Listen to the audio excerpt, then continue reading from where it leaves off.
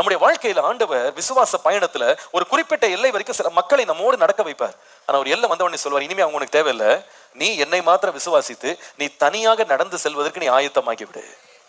நீ இப்பொழுது அவர்களோடு இருக்க மாட்டேன், ஆனா கொஞ்ச நாள் கழித்து அவங்களை சந்திப்ப. ஆனா எப்படி சந்திப்பேன்னு கேட்டா, சாட்சியோடு அவர்களை சந்திப்பாய்.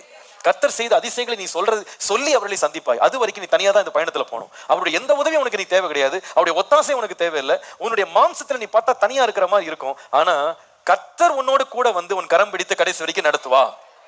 உங்க வாழ்க்கையில இந்த அனுபவத்துக்கு நீங்க எப்ப ஒப்பு கொடுக்குறீங்களோ அப்போ நீங்க விசுவாச பாதையில் நடக்கிறவர்களாக மாறுவீர்கள்.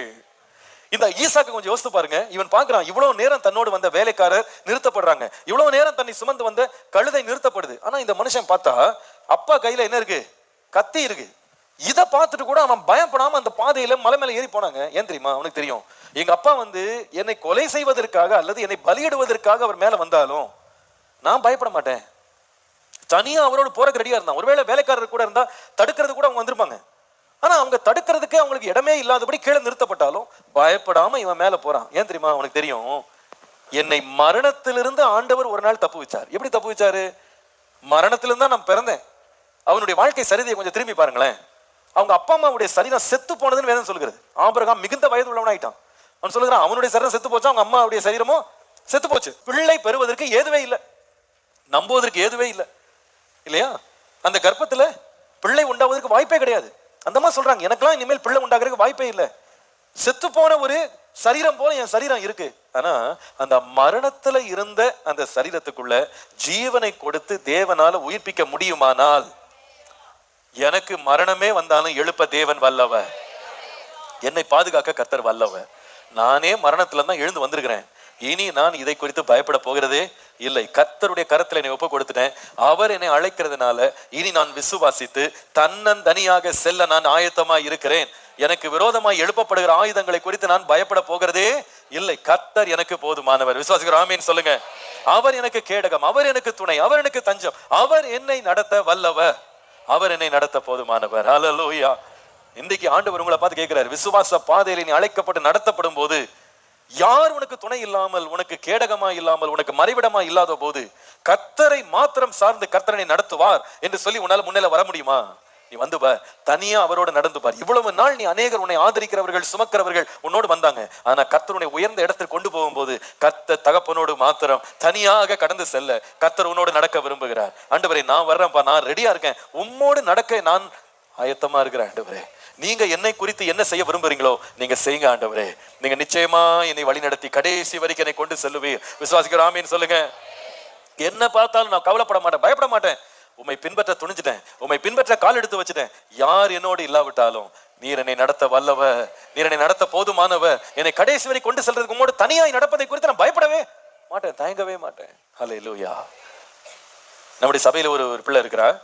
அவளுடைய சாட்சியை வந்து நேற்றைக்கு யூடியூப்ல போட்டிருந்தாங்க. அதை நான் நேற்றுக்கு பார்த்தேன். என்னை ரொம்ப குதூகலப்படுத்தி, நிறைய முறை கேட்டிருக்கேன், நான் நேரடியாவே கேட்டிருக்கேன். ஆனால் அந்த சாட்சி என்னை ரொம்ப உற்சாகப்படுத்தினது.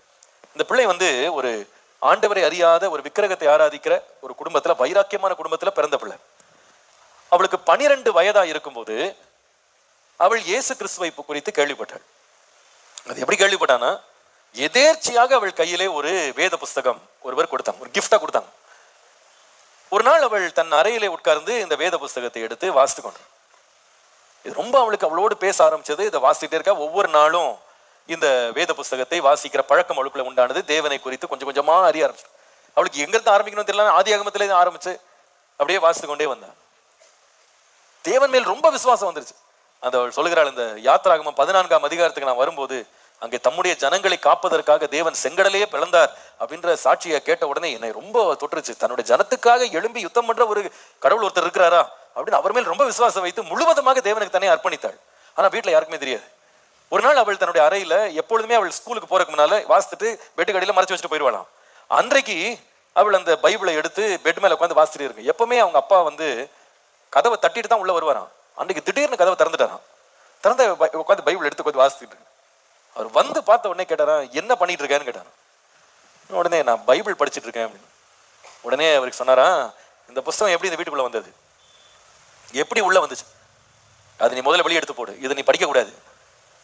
இவ பாருங்க, அந்த 12 வயசுல அவளுக்கு இருந்த அந்த சொல்ல ஒரு தைரியம் எனக்குள்ள வந்துச்சு. அவள் பதில் சொன்னாலாம், ஒரு அதிகாரம் வாசிக்க ஆரம்பிச்சுட்டு அதை முடிச்சுட்டு எடுத்து வச்சிடறேன்னு சொன்னாலும் அவருக்கு இன்னும் கோபம் உச்சக்கட்டத்துக்கு அவர் போயிடுச்சு.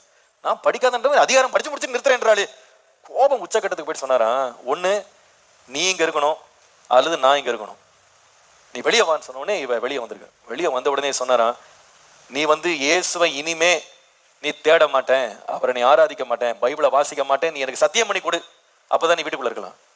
அவள் சொல்லுகிறாள், எனக்கு எங்க இருந்தா அந்த தைரியம் வந்துச்சே தெரியல, இயேசுவெல்லாம் நான் விட மாட்டேன் அப்படின்னு. உடனே அவர் சொன்னாராம், அப்ப இந்த வீட்டுல யாராவது ஒருத்தர் தான் இருக்கணும், ஒண்ணு நீ இருக்கணும் அல்லது நான் இருக்கணும். இயேசுவை நீ கைவிடுறதுக்கு நீ ஆயத்தமா இருக்கியான்? இயேசுவை மட்டும் நான் விட மாட்டேன். I cannot discard Jesus. இயேசுவை என்னால் விட முடியாது. அவர் கோபம் உச்ச கட்டத்தில் அவர் ஏறிடுச்சு. அவர் உடனே அந்த கிச்சனுக்கு போயிட்டு அங்க ஒரு பெரிய கத்தி இருந்துச்சான், அதை எடுத்துட்டு இவளை குத்தணும்னு சொல்லி அந்த கத்தி எடுத்துட்டு அப்படி வரும்போது திடீரென்று மெயின் டோர் அப்படியே திறந்துதான். மெயின் டோர், வீட்டினுடைய கதவு திறக்குது. அந்த கதவுல யார் நிக்கிறான்னு கேட்டா இவளுடைய மூத்த சகோதரி. இவளுக்கு 13 வயசுக்கு மேல மூத்த ஒரு சகோதரி ஒருத்தி. அவ துபாயில வேலை செய்து கொண்டிருந்தாள். அவள் இயேசுவை ஏற்கனவே ரகசியமா ஏற்றுக்கொண்டு அவ ஆராய்ச்சிட்டு இருக்கா.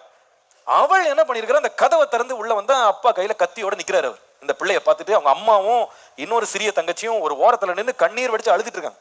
இவர் கத்தியோட நிக்கிறத பார்த்த உடனே இவ எதுக்கு வந்தான்னு கேட்டா, சர்ப்ரைஸா எல்லாருக்கும் தெரியாம நம்ம இந்த இடத்துல இறங்கணும், இன்னைக்கு எல்லாரையும் சர்ப்ரைஸ் பண்ணணும்னு கதவை திறந்தா கத்தியோட நிக்கிறாரு.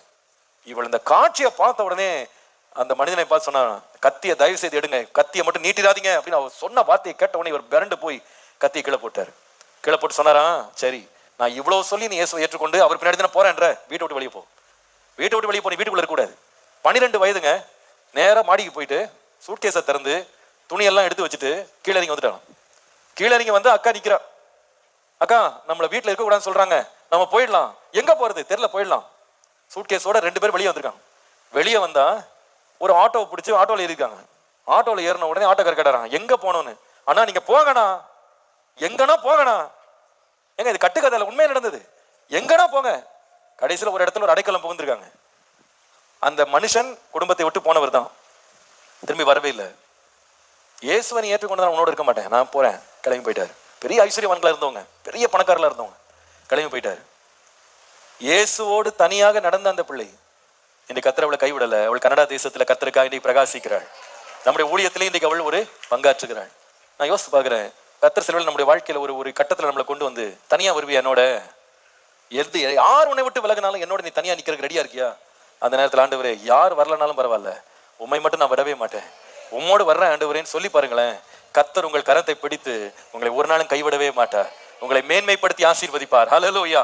நீங்க நிறைய பேர் என்ன சொல்ற, ஆண்டவரே என் ஃப்ரெண்டை மட்டும் நான் விட முடியாது, நீங்க வேணா என் கூட வாங்க, என் ஃப்ரெண்டை மட்டும் நான் விட மாட்டேன், இந்த பழக்கத்தை மட்டும் விட மாட்டேன், இந்த போக்குவரத்தை மட்டும் விட மாட்டேன், இதுவும் என்னோட இருக்கணும், நீங்களும் என்னோட இருக்காங்க. இல்ல இல்ல இல்ல, யார் உனக்கு வேணும்?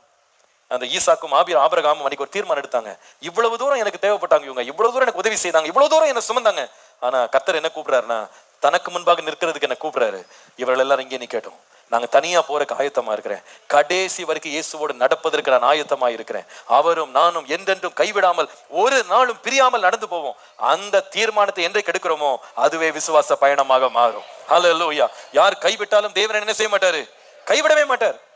நான் மனுஷனை சார்ந்தல்ல, கர்த்தரை சார்ந்து வாழுவேன், கர்த்தரை சார்ந்து வாழ்வேன். நீங்க அந்த இடத்திற்கு தனியாக தேவனோடு பயணிக்க நீங்க ஆயத்தமாகுங்க. நான் சொல்லுவேன், அந்த விசுவாசத்தை துவங்கினவர் விசுவாசத்தை முடிக்க வல்லவர். ஹல்லேலூயா. விசுவாசத்தை துவக்கினவர் விசுவாசத்தை முடிக்க வல்லவர். இன்னைக்கு ஒரு கூட்டத்தை கர்த்தர் தேடுறாரு.